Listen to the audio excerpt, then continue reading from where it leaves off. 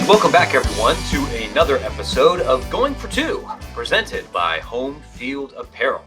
I am your host, the publisher of the Extra Points newsletter and co-host of this podcast, Matt Brown. I'm joined here, as always, by my co-host, Bryan Fischer.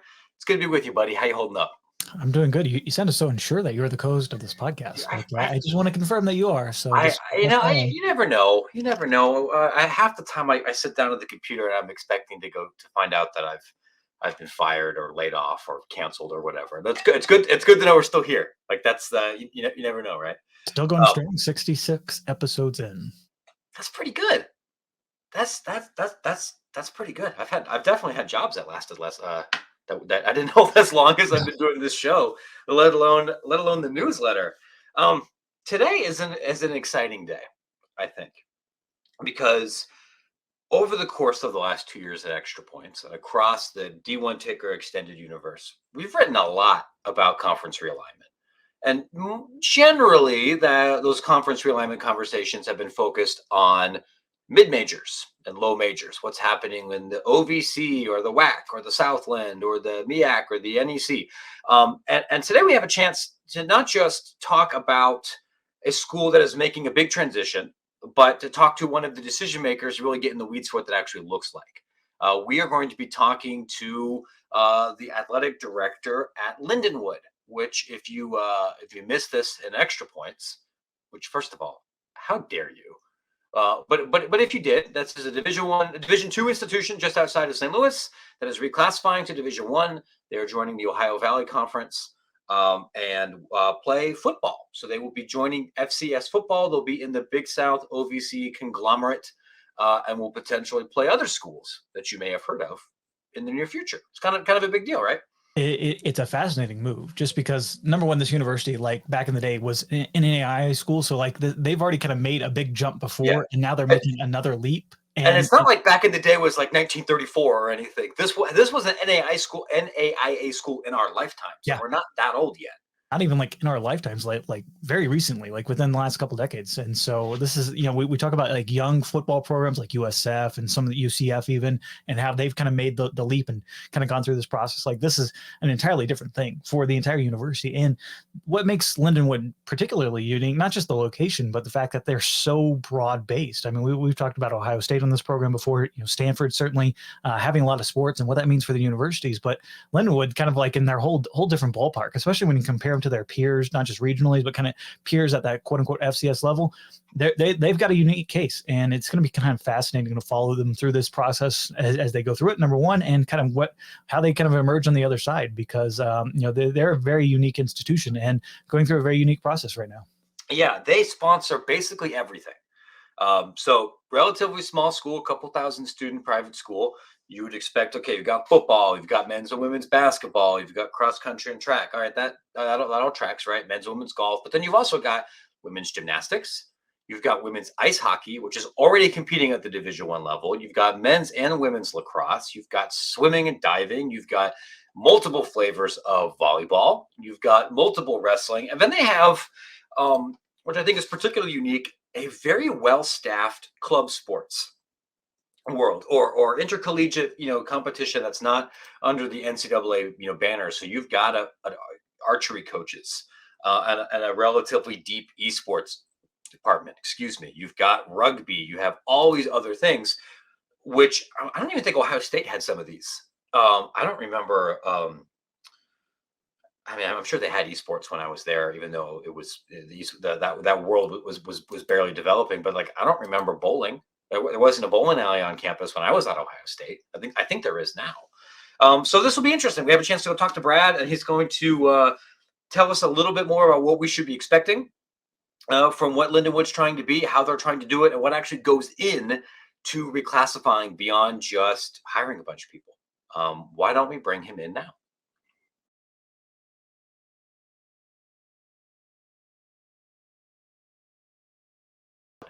Brad, thanks so much for joining us. I was hoping maybe we could start with this, because I understand that our audience has a lot of college sports administrators, a lot of college sports fans. But if you're somebody that doesn't live in Missouri, where you're not locked into Division II, I'm wondering if they might not be super familiar with Lindenwood. So I'm wondering if maybe just right up front you could tell us a little bit about this university and what kind of student it serves and what kind of school it's trying to be. Yeah, no, happy to.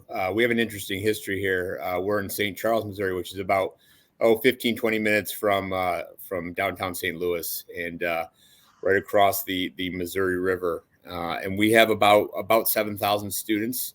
And we have a very interesting athletics department because I would say we're one of the largest in the country. We have 29 NCAA sport programs, over 650 student athletes, and then we have another 21 what we call student life sport programs that are non-NCAA programs, but programs that we fund at a pretty high level that have full-time coaches and great student athletes that are highly competitive. So in total, we have 50 sport programs and over 1,400 student athletes. So pretty remarkable size when you look at an athletic department in general. And, for us in terms of we are generally right now a regional school. Our sport programs do a great job of recruiting local regional kids, but we're national in scope too. So, we are we're a growing institution. We have some very, very aggressive strategic plans and goals. We want to be at 12,000 students in 5 years. We want to be a top of mind brand. We want to be obviously regionally relevant, and we want to be super engaged in the community. So, this has helped us. This move has helped check a lot of those boxes as we move forward. I'd love to talk about maybe some of those boxes in a little bit more detail, because you're coming up here, reclassifying into Division I in a very interesting time, I think, in college athletics history, because there's so much administrative change, and the rules for how all sports are governed are changing very quickly. And I would imagine for a school that sponsors so many sports and has a profile that's different from maybe other peer institutions, there would be a lot of uncertainty. So I'm wondering, hey, in a world where maybe we don't even know what Division I is going to look like in 9 months, why make the jump now? What are you guys hoping to get out of this, knowing there's a lot of uncertainty? Yeah, I think that uncertainty has helped spur the transition. Honestly, I think there's a lot of unknowns. There's some unknowns about whether, is there a moratorium put on your ability to access, or do they make more barriers to entry for Division II programs? I think that's why a lot of Division II schools are looking at it right now, because the timing might be right. And I think this transformation, not only has Division I uncertainty, but I think Division II and Division III are wondering, well, what does this mean for us? What's the revenue share look like? How are we going to be treated in all of this? And so, as we kind of look at what side of the lawn to be on, the Division I side certainly looks a little bit more greener right now than where we could be. I think that's part of it. And I think, there is a lot of uncertainty as it relates to, the structure and makeup of NCAA in general and how it's managed. But, I think for us is we look at it as the Division I brand still has a lot of cachet behind it. And when we talk about checking the boxes from a strategic planning standpoint, we got so much incredible press out of just the announcement itself. Only football school, only Division I football school in the city of St. Louis and the St. Louis region. We're the only Division I men's and women's lacrosse program in the state of Missouri. And, so we have we really get a lot of traction there and a lot of interest from general population that maybe never had heard of Lindenwood or very little familiarity with it, to alums who are really proud to be associated with Lindenwood now. So, yeah, I think there's a lot of uncertainty, but I think we're using that uncertainty to our advantage as we move forward. I mean, this is not the biggest jump the school's even made. I mean, you guys were an NAIA program just not too long ago, right? Right before you kind of took over, they made that full transition. What has the school kind of learned as they've gone through this process that's maybe certainly a lot different than the initial jump from NAIA into D2? Yeah, and I think the NAIA jump was, there was a lot of scuttlebutt around that jump, as if we could have made the transition from NAIA to Division I, maybe we would have just done that all in one fell swoop. But again, there wasn't a pathway to do that at the time, and so as I look at it, and I wasn't here for that transition, but I was here for the tail end of the entire reclassification process. I think what it shows you is that you have to go in with the mindset of we need to do everything we can to be successful. As I said at the press conference, we're not just doing this to be a part of that popular group. We're doing this to be nationally relevant and competitive. And so we need to put the resources behind it to do that. And I think because if you're not nationally relevant, you lose some of that cachet. Just being a Division I school doesn't mean anything if you're not a very good Division I program. So, we want to be relevant. We want to be competitive. We want to go out there and make a name for ourselves. And we learned that a little bit as we came in from the NAIA to Division II, where we had immediate success because we funded it at the appropriate level when you're looking at it compared to other Division II schools, and still continue to do the same. And we're going to do that for Division I as well. I want to talk maybe a little bit about the actual nuts and bolts of this kind of reclassification, particularly for a department that's pretty big. I think many of our listeners and readers understand that, hey, if you go from D2 to D1, you're going to have to start funding more scholarships, and that might mean that you need to hire some other supportive staff. I'm wondering if you can maybe you tell us and get in the weeds a little bit about, okay, so your school decides you want to move up to a new classification level. What do you have to do besides, I'm sure, an enormous amount of paperwork? There's a lot of work behind it. The process is labor intensive, which is fine. We'll manage it. We'll handle it. It's going to take some time, but got a great staff behind it, so not worried there. But right now, I'm spending my next couple of weeks meeting with coaches and specifically talking about here's what the transition is going to look like. And unfortunately, it's not a transition where you go from 0 to 100 in year one. It's a 4-year transition. And again, we're going to fund it appropriately, but it will take a little bit of time to get everyone up to that level. So really it's looking at the scholarship's a big piece. If you ask any coach, hey, what's the most important part of your job and, you being successful? Scholarships by far number one. And so we really need to fund scholarships at a level that I feel like we can be competitive. And so if you look at football, for instance, football goes from 36 to 63, and you have to be at 90% of your total allotment for 2 years to be able to play those FBS guarantee games, which we certainly want to do that. And so we had to make immediate investment in football scholarships. Basketball sees a jump. Other sports see incremental increases there. And then even so, the way your positions are aligned look a little bit different. Benchmarks look a little bit different between Division II and Division I coaches. We're going to add staff to be able to support it, whether it's athletic trainers, strength and conditioning coaches, academic support. We're fortunate to have a very Division I-like model already in terms of how our staff is aligned, but we need more just to be able to meet the needs of our student athletes. So it is definitely a intense process. It's a big investment, but we do believe there's a bigger return on the other side of it. I mean, you guys are certainly unique in terms of just the amount of sports that you offer. You even have some Division I sports themselves. But are there kind of any peers that have gone through this process that you say we can kind of model certain things, certain aspects? Certainly, maybe some talks that you've had with other ADs in terms of just how they've gone about this process and what you can learn from them.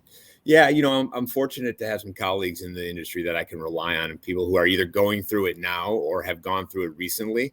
Or have gone through it, in the past. If you look at the North Dakota State, South Dakota State model, that's probably the best model to follow because they put a lot of resources into it and have been really, really successful. But they put a lot of resources into it and had a pretty significant financial backing from donors and supporters.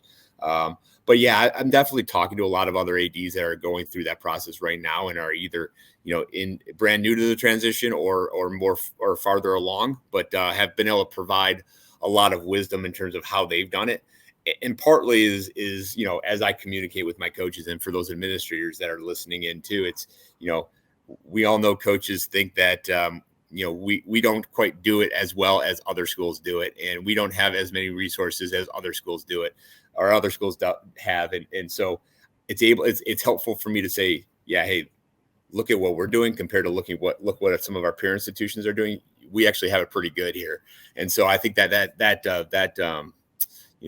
helped me quite a bit in dialoguing with my coaches as well. Thinking about peer institutions is one of the other things really about your school in particular that really caught my eye, because I remember, when I was first aware that this was a possibility and had talked to other ADs or talked to other people in the industry, and Lindenwood came up, a pretty reoccurring thing that I heard was, man, I don't see any possible way you can continue to sponsor and sustain 29 Division I sports? Surely, if they reclassify, they'll have to move some of those back to club status, especially because the Ohio Valley Conference doesn't sponsor a lot of those sports. Yeah. When I think of the schools right now that sponsor 28, 29 sports, like I went to Ohio State. Ohio State does, but Ohio State's, athletic department budget is the GDP of like Panama, which is, which is not what a 7,000 person school does. So, I mean, I'm wondering, how can you do that? Is there a different funding model? Is there a different way to make that work, given that Stanford and OSU and Alabama have different resources? Yeah, so I think when you look at it, and we're very proud of the model that we have built here, and the number of student athletes we have, and the number of programs we have. Most of those kids in some of those sports, or a lot of those sports, are paying something back to your institution. Sure. Most of those kids are not fully full cost kids. They're not receiving a full scholarship, and so they're, whether it's room and board or tuition at some level, you do have some what we call net tuition revenue coming back to the institution. And so you can look at each program and say, this is how much a program brings back to the institution. And most of those sports are probably some of our more what you look at as profitable programs. And so sometimes we look at it in a vacuum and say, gosh, it's just revenue over expenses within the athletics program, but it's not, because there's obviously revenue that's hitting, from a tuition standpoint or room board standpoint, like I mentioned before. And it also adds to the experience on campus as well. And so, we do believe we can fund all those programs and still fund those programs at a level to be competitive. We're a very healthy financial institution. We have a very sizable endowment. Most of it's unrestricted. We have no debt, which most institutions cannot say. So we're in a good financial position to be able to support those programs. I think it's always a review process, whether we're Division II or Division I. I think it's always a review process and looking at each sport and determining, hey, what makes sense, what doesn't make sense as we move forward. And yeah, finding affiliate members is a challenge, I've had a lot of success with that so far. I've had good conversations, so I think we're going to get there. But yeah, I can see that. I said the same thing as when I was looking at our transition from NAIA to Division II. Be like, oh my God, we actually added sports to come over. But again, we don't want to lose kids too. We want to grow as an institution. Sure, I know it's interesting. It's refreshing to hear that actually, I think, spelled out, because this has been, I feel like, a hobby horse for Extra Points over the last 2 years when we're talking about Olympic sports sponsorship. And this is why Presbyterian has 1 out of 5 of their students as a Division I athletes. And a lot of these other smaller tuition dependent schools do this because they're not headcount sports. They're playing partial scholarships. We have profitable swim teams that don't sell any tickets. Right. I can't think of too many schools that maybe take that principle to this extent, maybe, that you have, but that argument, assuming you're able to manage the travel and the support staff, that makes sense. I can see why you would do this. I know other Division II and Division III institutions might do something a little bit similar. Yeah. Let me ask you something a little bit different. So I admit I want to talk about this because I may have missed the original quote, because I missed the press conference, unfortunately. I was speaking at a different class, but a couple of my readers said, hey, you should ask Brad about this, because I heard he mentioned that they're going to be in the EA Sports video game, which is something that we've written about a lot. And I've talked to EA, and they said, we're not planning on launching FCS schools at launch. Maybe that's a DLC a little bit later, but here's what the CLC shared or anything. I'm wondering, and this is not a criticism, do you know something that I don't? Or no, so funny enough. So I started the press conference with a little bit of humor, right? So I was having a conversation with my son the night before. He's like, Dad, you'll never believe it. EA Sports is coming back out with college football. He was so jacked up about it. I'm like, hey, that's pretty cool. As we're transitioning over to Division I, maybe we'll have a spot there. So I don't know. I don't have any inside information. Okay. It was just like, hey, wouldn't that be cool if Lindenwood has a spot on EA Sports? So hopefully they will launch it in future iterations as we move forward. Oh, that's good. I mean, listen, I've seen the proposal. There's going to be a team creator mode. So Lindenwood fans, there should be a mechanism to do that. I didn't know if maybe somebody knew something about DLCs that I didn't. I got some of that feedback on Twitter as well. He's like, hey, you don't know anything about EA Sports. I'm like, well, it was just Just This try is to why start we off asked. with a little humor. Yeah. No, that's okay. This is. I mean, I don't know if you noticed this, but it's been a little surprising for me, even as somebody that plays those games. There was no amount of minutia that I could possibly write about that project that would not attract reader interest. Yeah. No matter what it is, EA says we moved a comma somewhere. Yeah. That's going to be my most read story of the week. Yeah. Oh, I bet. Listen, kind of growing up in that era, I was devastated when they got rid of college football. I'm like, oh man, that's the worst. Well, I do want to stick on that football point. Obviously, you mentioned kind of being the only FCS, soon to be FCS football team kind of in that St. Louis region. How much of a selling point is that for you guys, just in terms of attracting that attention? I mean, was that part of the reasoning behind this move and joining the OVC, which, as we all know, has a long history of success in the sport? Yeah, I think so. I mean, that has gotten a lot of traction and will continue to get a lot of traction. One of the things that we've really focused on and that our coaching staff has focused on over the last several years is really controlling and owning our own backyard from a recruiting standpoint. And, previous to that, we didn't do a very good job of it. And so, we've really our moniker now is loyal to the Lose. So, we're really hitting St. Louis very, very hard. And so there is a lot of good football talent here. So, so I think that was a big part of it, though, because that's something that we could clearly differentiate ourselves from others in our footprint. And so, when you look at, St. Louis University is a great athletics program, but doesn't have football.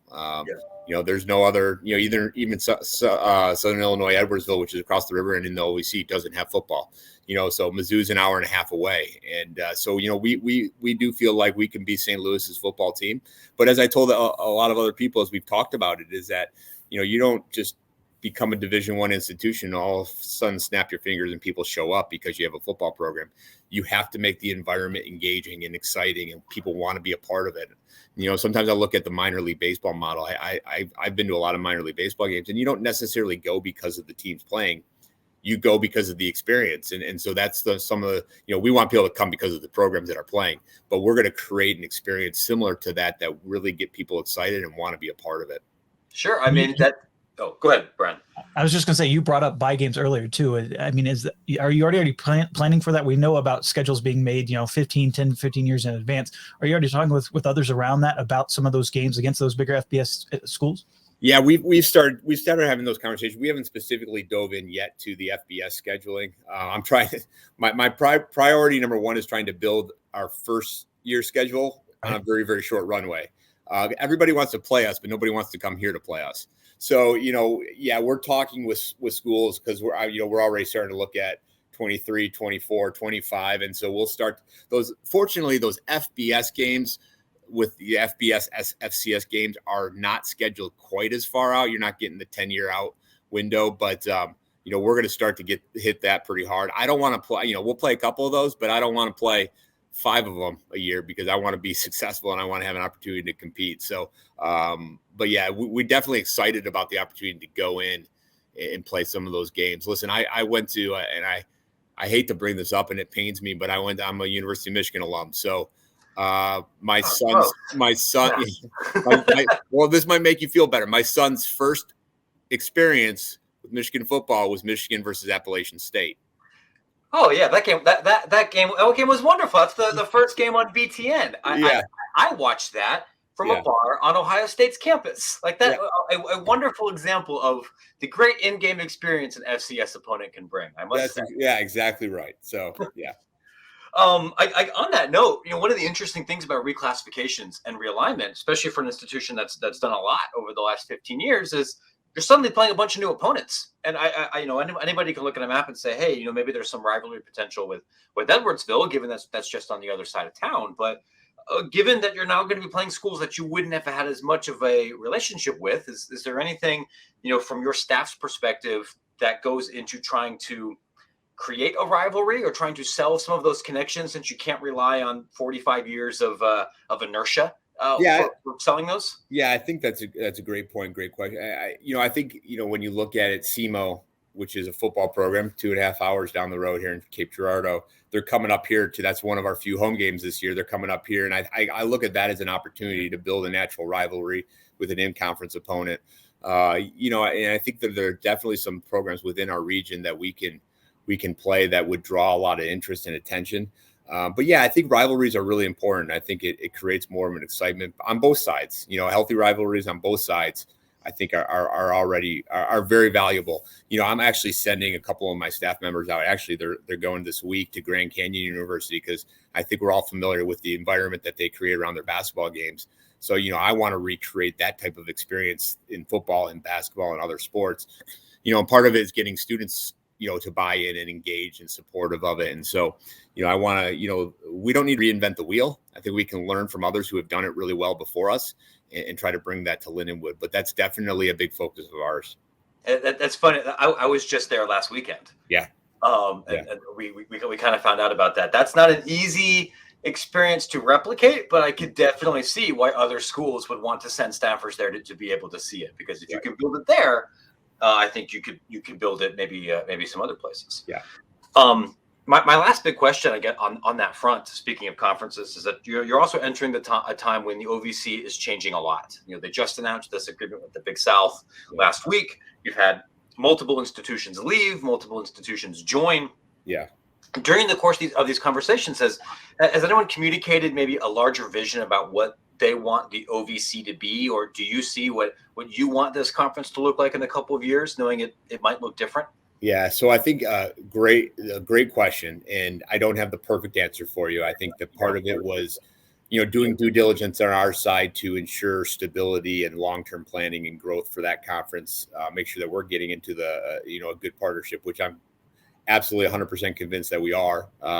Commissioner of the OVC, Beth DeBush, is absolutely fantastic to work with and very well connected, and has been nothing but a pleasure from us for the very beginning. And I'm looking forward to working with her as we move forward. And I think she's excited too about, reimagining what the conference can look like. They lost some longstanding members, but they had a lot of stability over their 74 years of existence too. And they had very little turnover, and everybody's going through it. I mean, we all know that. Yeah. I do think that there's an urgency, and that's one of the reasons to create that Big South partnership. I think there's urgency to get some stability around football. I would like to see, it'd be great to see another, football affiliated school within our region join up. But I know that there's a lot of work on that end to get that moving in the right direction. I think Arkansas Little Rock was a good addition, again, still within our geographic footprint. Good basketball school.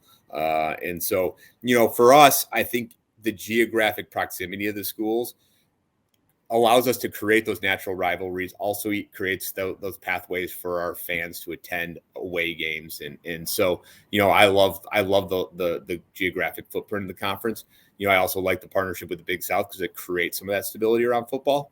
And so, but I think it's a conference that we can be competitive in, and that we have an opportunity. And I've talked to our coaches about, it's just resetting the expectations. I'm not under any illusions of grandeur that we're going to go in and win national championships next year. But it's about, let's go in, let's do everything we can to win the conference, get that automatic bid, and go have a great experience in the NCAA tournament. We might not win, but the student athlete's going to have a great experience. Might be on national television, packed house. It just looks a little bit different for us. But I'm excited about the future of the OVC, and I think it's a great fit for us. It's good to hear. I mean, the learning curve from Division II to Division I on the field, I feel like, varies significantly. And we've seen a couple of schools go from D2 to D1, like Merrimack and Bellarmine, and really compete pretty quickly. And we've seen others that are in the Dakotas, as well. We've seen others that take a longer period of time. But I don't want this to sound disrespectful, because it does not. It is not coming from a place of disrespect. But they're not joining the NFC South. Like they're coming in here. There's maybe the gap between a high achieving Division II team and other programs in this conference is not. It's not so gigantic that quality coaching and good execution couldn't help overcome it. Right? Like there's a chance to be competitive. Yeah. No, I totally agree with you. And I just actually had this conversation with my track coach. I'm like, what sets apart the top end Division II track athlete from the top end Division I track athlete? And he said, actually nothing. It's the depth at which you have those type of athletes. An SEC school might have 15 top athletes. This other school might have one, and there's some Olympians that have come out of Division II programs. But it's really, and we look at that in football is another perfect example. The offensive and defensive line, it's depth, it's size, it's just some of those qualities you can't necessarily teach. And so, that's where we're really going to be focusing a lot of our attention is, we got to get bigger, we got to get stronger, we got to get deeper. And so we got to do that pretty much, as quickly as possible to get there. But we feel like we can come in and compete in some sports. In some sports, it might take us a little bit of time to ramp up. We won the national championship last year in women's lacrosse. We have a chance to do it again this year. I'm not worried about going in and having the ability to compete in that sport. There's certain sports that we're pretty good at. But there's others that's going to take some time. But my expectation is that we continue to build the program to a point where we are very competitive. Mention those expectations and being aligned with your coaches in terms of what those are. We talk so much on this podcast and other places about alignment with your university. I'm curious, just how supportive has the administration been, and how much do you kind of take your cues from your president in terms of where this ultimate vision is and making sure that is conveyed throughout your entire athletic department? Yeah, no, I mean, our president is probably the biggest sports fan that you'll ever meet. He comes to pretty much every single game. I joked with our president's wife that I think I spend more time with our president than I do with my own wife, because we're both at every single event. So, he's super supportive of athletics, but he also has super high expectations for our programs, not just in athletics, across the board, as any good president should. And so, I feel fortunate to have somebody who does support athletics at that level. Again, we have we're going to be investing a lot into our programs. We're going to be investing a lot into the academic side too, just because we have some lofty goals. But it's one of those things where we expect to be competitive, but we also know it's going to take some time. And that I'm not a very patient person, but I do know that it's going to take a little bit of time to get to where we need to be, and he understands that as well. But there's a renewed level of expectation for our programs. The last thing, I guess, you're talking about this great amount of ambition, and you want to be successful in a bunch of different sports, and you're sponsoring a bunch of different sports, and you're moving up to this other level. Does that master plan, does that include men's hockey? I've seen some confusion as I was preparing research for this about whether that is something that is actually happening or not. Yeah, so fair question. They are built off of two different business cases. So our Division I overall athletics is built off one business case that we are moving forward with right now. We are still very interested in moving forward with Division I men's ice hockey. Again, if you look at the region in which we live, we have some ferocious hockey fans with the St. Louis Blues here. It's a really rich hockey community. And so we believe that there would be some great impact if we were to add that. We have a great partnership with the St. Louis Blues. We actually share a facility with them. So we're very fortunate there. So my goal is to move that forward, but it's built off of a different business case, because as you probably know, hockey is a very, very expensive sport. And it's a sport that requires us to generate some fundraising dollars to be able to support that moving forward as we build the model out. So ultimately the goal, my answer to your question is, yes, it is still our intention to move forward. The timeline is still undetermined. We were hoping to be able to do it this year. Unfortunately, we weren't able to secure the necessary dollars to do it. So we'll push it out a little bit, but the goal is still to try to move forward as best we can. All right.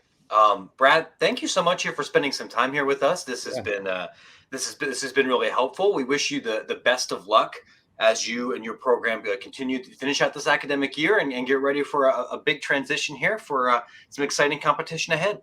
Yeah, no, I appreciate you guys. It's been a lot of fun. Yeah. Thank you very much. Thank you.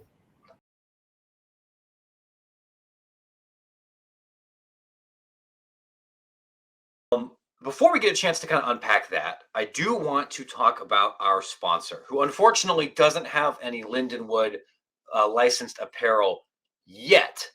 They got a great logo. I'll tell you that much. They got a great logo for usage of Homefield apparel down the road. Yeah, so we'll make that introduction. I think a little bit later offline. I do want to talk to you about Homefield apparel, which while they don't make Lindenwood stuff, they do make licensed apparel for almost everybody else. It is comfortable. It is unique because they use all of the old-timey logos. I am, of course, wearing more Homefield stuff. You've got the beautiful App State. I got to get one of those. The Yosef logo. I got to get one of those. I'm still rocking my Country Road hoodie. I am waiting to purchase a third hoodie because we still got 2 more months of hoodie weather here in Chicago. So I think rotating with just 2 is truly insufficient.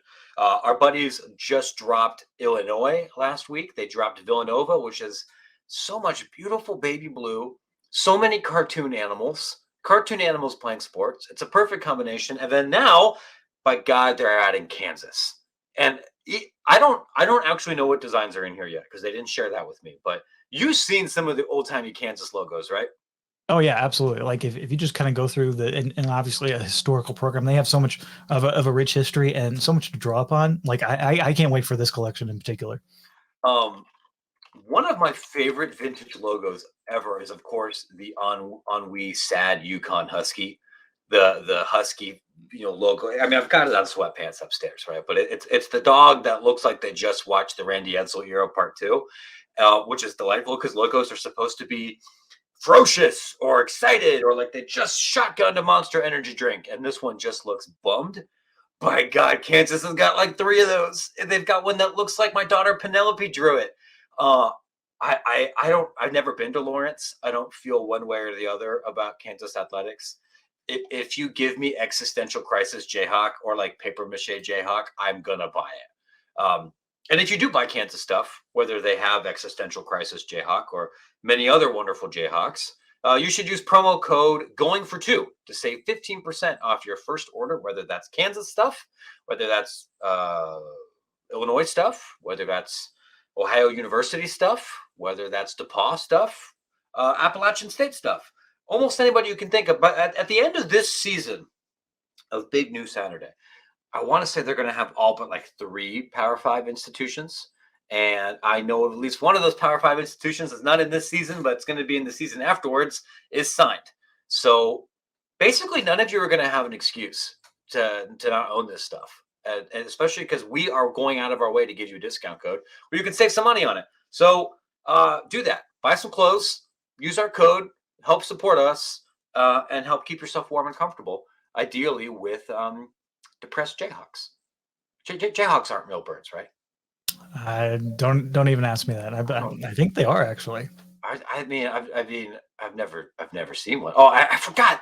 I got to put this in the show notes. There's like one of these that has like the sexy legs Jayhawk. There's like one of them that looks like it's a person, almost like it's wearing high heels or something. Like I'll put that in there so you can see what I mean. I've never seen an animal like this before. I don't know if it's real or not. I'll have to ask my kids. They would probably. Oh, we just had Travis Goff, the AD at Kansas, on our athletic director U series. So I'm sure he's just gotten a boatload of stuff headed his way, and I just can't wait to see him in those type of shirts because I'm sure it'll be unique. I didn't mean to besmirch your storied athletic department and all of the decades of beautiful iconography that you have produced. We just want the good logos. That's all we're about. Yeah, that's right. But I would never want to besmirch a university that managed to beat the University of Texas in football multiple times. That's a big time program. And who knows? Maybe Lindenwood ends up scheduling Texas in a couple of years, and who knows what will happen. This was a fun show. I learned a lot. I hope you guys learned a lot too. There's a lot of crazy stuff happening at the FCS level right now and at the 1 AAA level. This is a good time to be tuning in. I think not just to our show, but to this level of college athletics generally, because it's also conference tournament time. We're kind of thinking of other ways to kind of advance those stories and showcase stuff that's going on there across all of the D1 ticker family of publications, but like the OVC basketball tournament is this week. Low major and mid-major basketball tournaments for men and women are happening everywhere. We're getting glorious, beautiful daytime college basketball, which is one of our country's most sacred traditions before the actual NCAA tournament. So this is a good time to familiarize yourself with what's going on, especially because maybe their membership's going to look a little bit different in a year or two. Well, I mean, that was something that certainly Brad kind of brought up, and we've mentioned it on the show. Is there is kind of that hesitation between a lot of programs thinking about maybe making that jump up to D1 and not knowing kind of what the future is as part of this D1 transformation committee, and ultimately kind of what barriers to access there might be if there's going to be a moratorium. There's not really any clarity surrounding that. So schools like Lindenwood, as Brad mentioned, I mean, they're going to make the jump now, and certainly they found a good home in the OVC. Kind of fascinated to see how they kind of play out that process. process and kind of devote those resources that he was talking about, because that's not just in terms of the depth of their programs that they got to have, just the sheer amount that they've got to worry about. I'm sure it's going to give him a few gray hairs knowing that he's got to plan for women's hockey and basketball and football and all that goes into this type of move. Yeah, especially because 25% of those sports don't have conference homes yet. And I would be optimistic that they're going to find them, but that's a lot of phone calls to make. I know what that's like. I got to run right now, unfortunately, but this has been a fun show. We're going to have another fun show in a couple of days. And then, as we typically do, we're going to have another fun show a couple of days after that. And you can keep reading all the cool stuff that we're doing at extrapointsmb.com. You can subscribe to D1 Kicker for free and get a clipping service from across all of the college sports industry. And you should also, if you haven't done this already, sign up for a free account for Collegiate Sports Connect, because Bryan makes a ton of videos and helps my videos look less like crap. I make other videos during the week. We have other staffers that we just added. They're doing interviews all throughout the college sports industry, and you can watch them for free. We're going to share some of those in Extra Points, but you can get the full list with Collegiate Sports Connect. The link will be in the show notes. Bryan, have I neglected to promote anything before we go? No, just make sure you're also giving us 5 stars in this here podcast, wherever you can rate and review. Go ahead and just drop a nugget in here. Maybe talk about your alma mater. I really don't care in terms of the review. Just give us those 5 stars. That's what we're all about on this one. And truthfully, it helps find other fans that might be interested in kind of the nuts and bolts of college athletics that they're not really getting away from the field, that we hopefully are covering with a pretty broad breadth, as we've mentioned on this podcast, covering schools coming up to D1. Obviously, last week we covered kind of the expanse of FCS football and FBS football and some of the big time programs out there. But it's a fun time for college athletics, and hopefully you can give us those 5 stars to keep this show going.